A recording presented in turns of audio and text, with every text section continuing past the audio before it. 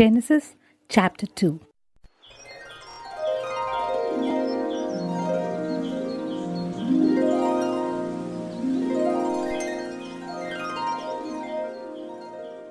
Thus the heavens and the earth were completed, and all their hosts. By the seventh day God completed his work which he had done, and he rested on the seventh day from all his work which he had done. Then God blessed the seventh day and sanctified it, because in it he rested from all his work which God had created and made.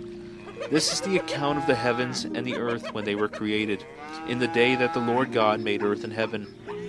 Now no shrub of the field was yet in the earth, and no plant of the field had yet sprouted. For the Lord God had not sent rain upon the earth, and there was no man to cultivate the ground. But a mist used to rise from the earth and water the whole surface of the ground. Then the Lord God formed man of the dust from the ground and breathed into his nostrils the breath of life, and man became a living being. The Lord God planted a garden toward the east in Eden, and there he placed the man whom he had formed.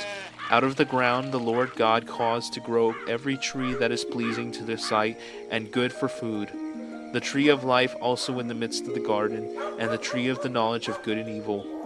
Now a river flowed out of Eden to water the garden, and from there it divided and became 4 rivers. The name of the first is Fission. It flows around the whole land of Havilah, where there is gold. The gold of that land is good. The bdellium and the onyx stones are there. The name of the second river is Gihon. It flows around the whole land of Cush. The name of the third river is Tigris. It flows east of Assyria. And the fourth river is the Euphrates. Then the Lord God took man and put him into the garden of Eden to cultivate it and keep it. The Lord God commanded the man, saying, "From any tree of the garden you may eat freely, but from the tree of the knowledge of good and evil you shall not eat. For in the day that you eat from it, you will surely die." Then the Lord God said, "It is not good for the man to be alone. I will make him a helper suitable for him." Out of the ground the Lord God formed every beast of the field and every bird of the sky, and brought them to the man to see what he would call them.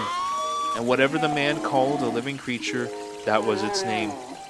The man gave names to all the cattle, and to the birds of the sky, and to every beast of the field. But for Adam there was not found a helper suitable for him.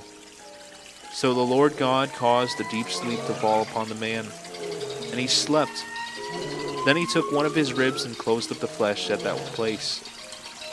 The Lord God fashioned into a woman the rib which he had taken from the man, and brought her to the man. The man said, "This is now bone of my bones, flesh of my flesh.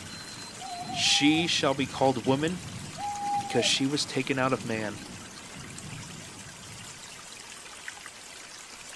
For this reason a man shall leave his father and his mother, and be joined to his wife, and they shall become one flesh.